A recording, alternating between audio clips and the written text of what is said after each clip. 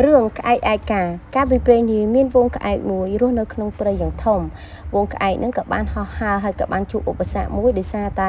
មានសត្វស្ទាំងមួយមកចង់ចាប់កូនក្អែកពេលនោះមេក្អែកក៏បានប្រមូលកូនហ្នឹងរត់ទៅ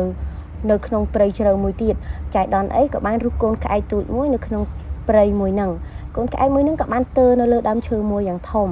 ដោយកូនក្អែកមួយហ្នឹងគឺរស់នៅម្នាក់ឯងទេអត់មានក្អែកអីផ្សេងមករស់នៅជាមួយខ្លួនទេពេលនោះមេក្អែកក៏បានហោះទៅយ៉ាងឆ្ងាយអត់បាននឹកឃើញដល់កូនក្អែកទេពេលកូនក្អែករៀងធំដឹងក្តីកូនក្អែកក៏មានអារម្មណ៍ថាខ្លួនឯងនឹងស្រេកទឹកយ៉ាងខ្លាំងព្រោះកូនក្អែកនៅលើដើមឈើហ្នឹងគឺមានភ្លៀងធ្លាក់ហើយក៏មានដើមឈើហ្នឹងគឺមានផ្លែមានអីចឹងគឺកូនក្អែករស់នៅម្នាក់ឯងបាន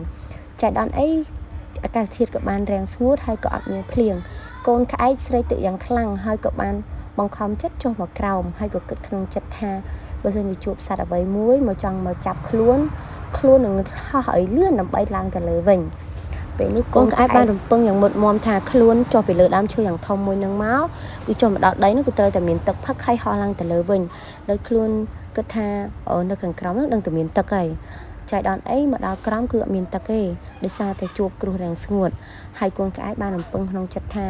នឹងអាចជួបសត្វសាហាវដូចជាសត្វខ្លាសត្វពស់សត្វអី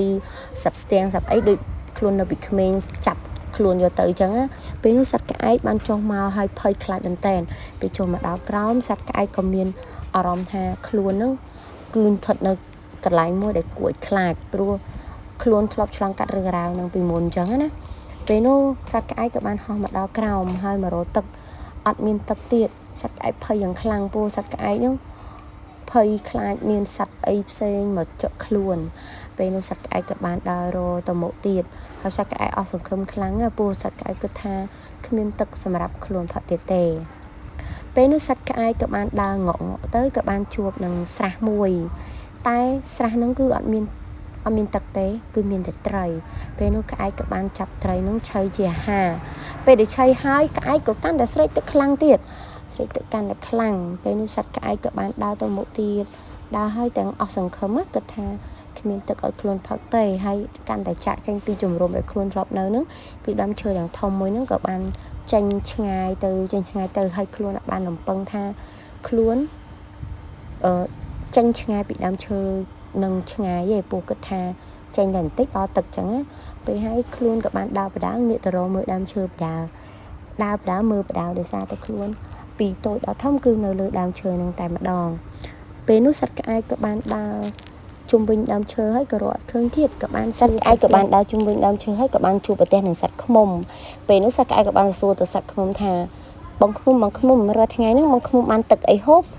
បើពេលនេះដាច់ស្បៀងហើយយើងគ្រោះរាំងស្ងួតខ្លាំងណាស់ខ្ញុំគ្មានទឹកសម្រាប់ហូបទេពេលនោះសត្វឃ្មុំក៏បាននិយាយថារាល់ថ្ងៃខ្ញុំបានតែផ្កាតាមព្រៃទេខ្ញុំអត់ដឹងថាទឹកនៅទីណាទេពេលសត្វក្អែកឮបែបនោះសត្វក្អែកមានអារម្មណ៍ថាខ្លួនប្រកាសជាស្លាប់ហើយថ្ងៃហ្នឹងព្រោះអត់មានទឹកសម្រាប់ហូបទេសត្វក្អែកក៏បានអស់សង្ឃឹមដើរបន្តទៅមុខទៀតសត្វឃ្មុំក៏បាននិយាយថាបងក្អែកខ្ញុំចង់កំដរបងដើរទៅមុខបន្តទៀតពេលនោះសត្វក្អែកសប្បាយចិត្តយ៉ាងខ្លាំងព្រោះសត្វក្អែកមិនដែលមានមិត្តភ័ក្តិសម្រាប់និយាយលេងជាមួយខ្លួនទេសត្វក្អែកដើរបណ្ដើរសប្បាយចិត្តបណ្ដើរពេលនោះបានដើរទៅដល់មុខក៏បានជួបប្រទះនឹងសត្វទន្សាយម្ដង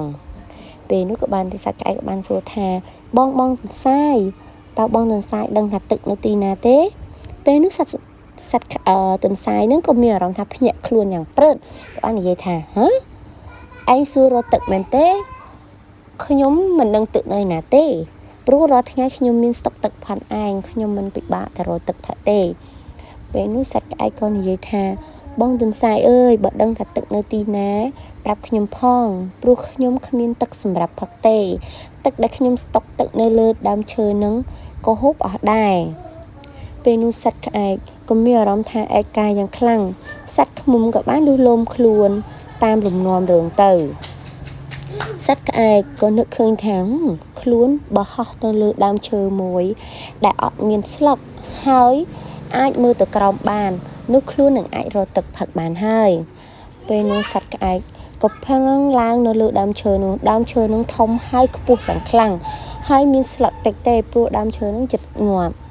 ពេលហ្នឹងសត្វក្អែកក៏មានអារម្មណ៍ថាឡើងមិនដើរអស់សង្ឃឹមមិនដើរដោយគិតថា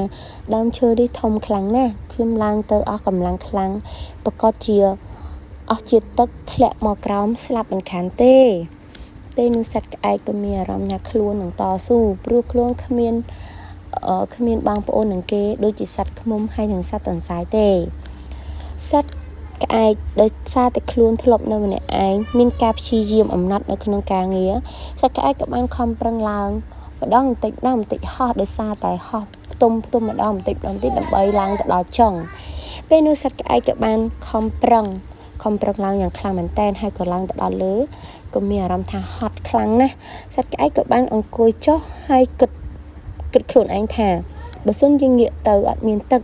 តើខ្លួននឹងពឹងអីទៅចាយដនអីសត្វក្អែកក៏បានបើកភ្នែកមកស្រាប់តែឃើញមានបឹងមួយយ៉ាងធំសត្វក្អែកសប្បាយចិត្តយ៉ាងខ្លាំងព្រោះសត្វក្អែកកំពុងតែស្រេកទឹកយ៉ាងខ្លាំងហើយគ្មានទឹកសម្រាប់ហូបទេពេលនោះសត្វក្អែកក៏មានអារម្មណ៍ថាមានកម្លាំងព្រឹសហើយពេលក្រឡេកមកក្រោមគឺមានអារម្មណ៍ថាឆ្ងាយមែនទែន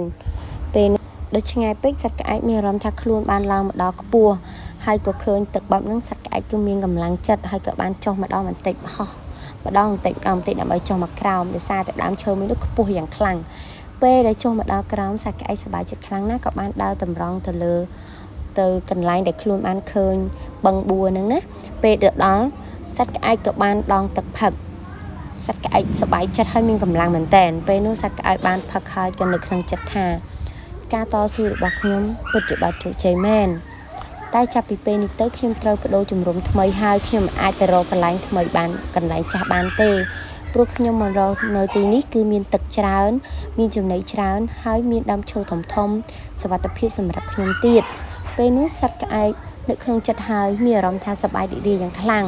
ពេលសត្វក្អែកក្រឡេកទៅខាងឆ្វេងដៃស្រាប់តែមានកូនក្អែកមួយទៀតដើរងក់ម្នាក់ឯងសត្វក្អែកក៏បានសួរថាអេអូនក្អែកឯងតាណាហ្នឹងពេលនេះសត្វក្អែកក៏និយាយថាខ្ញុំដើរមករកហូបទឹកចុះបងមកពីខាងណាដែរខ្ញុំមិនដែលស្គាល់បងសោះពេលនោះសត្វក្អែកក៏និយាយថាខ្ញុំទៅមកដល់ទីនេះលើកទី1ទេខ្ញុំគ្មានមិត្តភ័ក្តិគ្មានបងប្អូនអីទេពេលសត្វក្អែកបានរៀបរាប់ដំណើររឿងទៅកាន់កូនក្អែកសប្បាយចិត្តយ៉ាងខ្លាំងក៏បានសត្វនាំក្អែកទៅនៅវងរបស់ខ្លួនក្អែកសប្បាយចិត្តមកក្អែកមានអារម្មណ៍ថាខ្លួនឯងមានភាពកក់ក្ដៅឡើងវិញរឿងមួយនេះក៏បានត្រូវចប់គឺរឿងក្អែកឯកាសូមអរគុណសម្រាប់ការស្ដាប់ទាំងអស់គ្នា